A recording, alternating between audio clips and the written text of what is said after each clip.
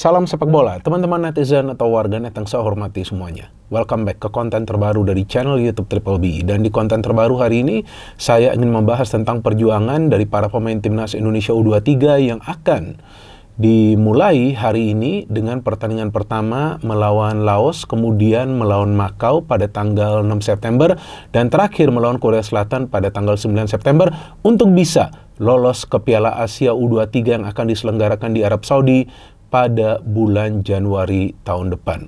Artinya 3 pertandingan ini di awal bulan September perlu dimenangkan oleh Timnas Indonesia U23 jika ingin lolos langsung ke Piala Asia U23.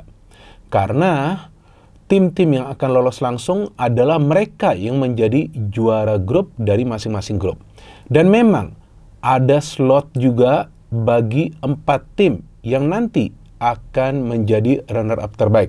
Tapi menurut hemat saya sangat beresiko bagi Timnas Indonesia untuk menunggu dipilih menjadi salah satu dari 4 runner-up terbaik. Lebih baik fokus untuk bisa meraih maximum points alias 9 poin dari 3 pertandingan ini. Walaupun memang tidak akan mudah.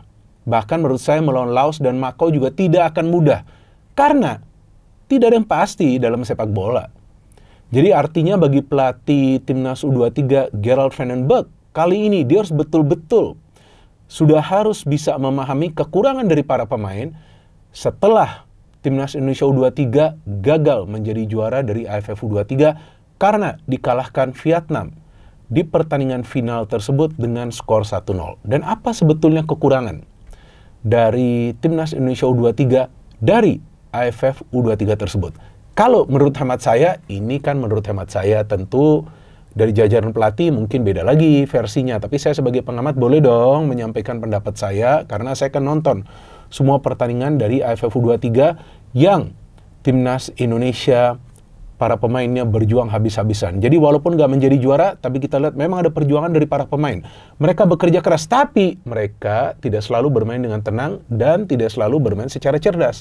Emosi itu memang harus dijaga. Apalagi nanti pada saat berhadapan dengan Korea Selatan.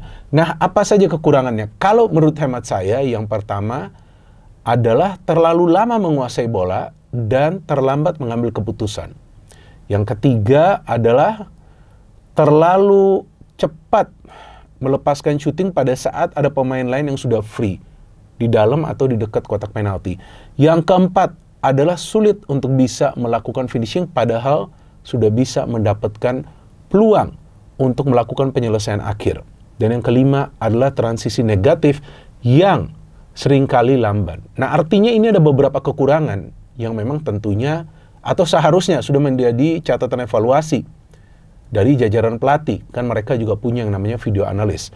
Tapi ada juga kelebihan dari para pemain kita. Punya kecepatan, punya kemampuan untuk counter pressing, fisiknya bagus ya. Kemudian punya juga kemampuan penetrasi ya dengan skill individu. Itu juga bagus. Kemudian juga beberapa kali dalam duel-duel di udara juga bisa menang. Tapi jika tidak diimbangi juga dengan visi permainan yang baik, nah itu sulit untuk bisa meraih kemenangan. Karena mungkin nanti ya dalam hitung-hitungan untuk menjadi runner-up terbaik jika Indonesia itu tidak bisa menang lawan Korea Selatan atau mungkin hanya imbang, nanti itu belum tentu dijadikan patokan yang pertandingan melawan Laos dan juga Makau karena mereka adalah 2 tim yang lemah. Jadi kalau bisa menang juga nanti lawan Korea Selatan, artinya apa? Penyelesaian akhir itu harus bagus, Pak. Karena kalau mau menang ya lakukan itu penyelesaian akhir. Memang sekarang kita tahu agak sedikit berbeda lah materi pemainnya. Karena ada juga Rafael Strijk yang dipanggil, ya kan, ada juga Dion Marks. Ini agak sedikit berbeda nih. Nah, ini yang kita harapkan sekarang dengan ada beberapa pemain tambahan, ya, kekuatan menjadi lebih baik. Tapi pada intinya, para pemain juga harus bisa bermain secara tenang. Memang setiap pertandingan tentu ada pressure-nya bagi para pemain. Mau lawan tim lemah, apalagi nanti melawan tim yang kuat. Tapi kalau gak bisa tenang, bagaimana caranya bisa menang? Nah, saya melihat bahwa keunggulan dari tim lawan ketika di AFF U23 itu seperti Thailand ya, yang bisa memaksa Indonesia sampai adu penalti, padahal secara permainan Indonesia jauh lebih baik. Ya kan, tapi kan bagus tuh, bisa menyamakan kedudukan. Pada saat Thailand sudah unggul, kemudian adu penalti menang. Artinya ya, adalah fighting spirit dari para pemain Indonesia dan sebetulnya mental juga agak kalah lah. Tapi ya kalau mainnya gak tenang, mainnya emosian, gampang terpancing, ya itu akan mengganggu irama permainan dari timnas Indonesia. Jadi saya juga harapkan nanti jika ada psikolog di timnas Indonesia U23 juga diberikan pemahaman kepada para pemain, yaitu mereka harus fokus ke permainan. Mereka harus fokus dengan game plan dari pelatihnya, rencana permainan itu seperti apa yang perlu mereka lakukan. Contoh bagi seorang center back, apa yang perlu dilakukan? Bukan saja dia perlu bertahan, perlu membaca pergerakan dari para pemain tim lawan, tapi dia juga harus bisa pintar. Harus juga bisa pintar membagi bola. Karena sekarang di era sepak bola modern, apalagi ini di level U23 ini ya sama saja nih pemain-pemainnya juga pemain-pemain yang sebagian besar sudah matang kan. Nah artinya harus bisa pintar membagi bola juga dari lini pertahanan. Jadi agak sulit nanti bagi para pemain tim lawan untuk membaca arah serangan dari Indonesia. Nggak harus juga main dari sayap. Itu bisa menjadi salah satu keunggulan dari timnas Indonesia di tengah. Para pemain itu, oke, memang harus passing bola, tapi selain itu juga harus potong bola, potong aliran bola dari para pemain tim lawan sebelum nyampe ke ruang pertahanan kita. Di depan striker harus apa? Betul harus mencetak gol, tapi selain itu juga menjadi penghubung antara lini tengah ke depan. Karena kadang-kadang jika tim lawan itu main low block atau main bertahan atau main middle press, tentu mereka akan menyulitkan para pemain Indonesia di tengah untuk membagi bola ke para pemain yang bermain di lini depan. Jadi ada banyak sekali faktor yang bisa menentukan Indonesia lolos atau enggak. Yang pertama dari faktor teknis ini. Ini yang harus dibenahi, bagaimana caranya bisa bermain dengan tenang. Kemudian pengambilan keputusan. Nah ini kadang-kadang passing dibilang salah, sebetulnya nggak salah juga. Tapi karena passingnya terlalu cepat atau terlalu lama menguasai bola, kemudian bisa direbut oleh para pemain tim lawan. Kemudian dalam transisi harus seperti apa? Ya saya berharap kalau memang tidak ada pemain yang mengandalkan speed yang dimainkan di depan, lebih baik itu memberikan bola itu ke pemain yang jaraknya dekat. Kemudian baru coba diberikan ke pemain yang memang bergerak di depan. Jadi nggak langsung ke depan gitu. Kalau memang speednya tidak cepat, ya gimana caranya main direct passing itu bisa diterima oleh pemain yang mencari ruang di depan. Tapi kan sekarang strikernya banyak nih. Kita punya banyak. Nah, masalahnya adalah bagi striker ketika mereka memang tidak bisa melakukan finishing atau sulit untuk bisa mendapatkan ruang, berarti support dari second line ini harus bagus. Kalau Laos dan Makau memang lah kita tahu tim yang lemah, tapi Korea Selatan nggak lemah ini.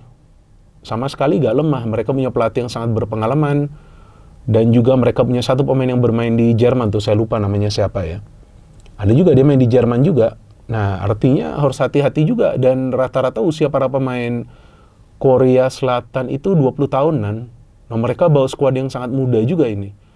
Dan kita tahulah sebelumnya di Piala Asia U23 kan ketemu Korsel. Timnas kita kalahkan kan. Pada saat itu masih dilatih oleh Shin Tae-yong meskipun melalui adu penalti. Tapi sekarang kan materi pemain kita sudah beda nih. Nah, ini materi pemain yang sekarang ini nih yang sebelumnya sudah mendapatkan menit bermain di AFF U23 dan sebelumnya lagi loh. Ingat gak di AFF Senior itu? Kan AFF Senior kan pada saat itu tahun lalu kan memakai mayoritas pemain-pemain muda juga. Nah ada juga kan beberapa pemain yang bermain di AFF Senior pada saat itu. Nah mereka juga sudah mendapatkan yang namanya menit bermain. Artinya dari segi kematangan ya, seharusnya secara mental no problem seharusnya. Tapi lagi-lagi harus fokus dengan permainan dan juga membaca pergerakan dari para pemain tim lawan. Memang susah ya. Ya memang susah kalau mau main at the top level ini kan sekarang kan berbicara soal lolos ke Asia. Dan tentu dong kita harapkan timnas Indonesia U23 bisa lolos ke Piala Asia. Memang juga saya tahu banyak di antara teman-teman yang tidak suka dengan cara bermain timnas Indonesia U23 di AFF U23 lalu. Dengan gaya ball possession. Tapi ya itu adalah strategi atau juga konsep permainan dari pelatih yang sekarang ini yaitu Gerald Van den Berg. Dan saya pikir ya setiap pelatih itu kan punya konsep atau filosofi permainan yang berbeda ya. Jadi tentu dia akan coba untuk mengaplikasikannya dan sebetulnya sih kalau bagi saya ball possession itu ya gak ada masalah juga. Artinya kan mendominasi jalannya pertandingan. Tapi bisa gak para pemain itu main ball possession untuk waktu yang lama? Nah itu juga perlu dievaluasi nanti. Dan ball possession itu untuk apa? Kalau untuk delay permainan setelah unggul itu bagus. Tapi kalau ball possession juga dimainkan dari awal juga gak salah. Tapi apakah ball possession itu main di area sendiri, main di area lini tengah sendiri, atau diberikan ke depan juga bola? Kalau terlalu lama menguasai bola juga, yang dikhawatirkan para pemain tim lawan lebih mudah dalam bertahan. Tapi kalau mainnya dinamis, nih cepet, ya kan? High tempo, yang juga tidak mudah bagi para pemain. Nah, mungkin bisa lebih efektif di depan dengan menciptakan lebih banyak peluang yang berbahaya dan tentunya dengan harapan bisa mencetak gol. Dan kiper juga harus bagus ini. Nah, saya nggak tahu apakah Cahya atau Ardiansyah nanti yang dipilih. Sebelumnya kan Ardiansyah ya di AFF U23, tapi Cahya lagi bagus loh di PSIM loh. Lagi bagus kan timnya juga. Ya mungkin juga itu nanti menjadi opsi bagi Gerald van den Berg. Nah, banyak juga di antara kalian yang tidak nyaman dengan Hoki Caraka yang dipanggil ya. Tapi saya pikir siapa lagi yang mau dipanggil ya? Tentu ya Gerald memilih Hoki Caraka lagi.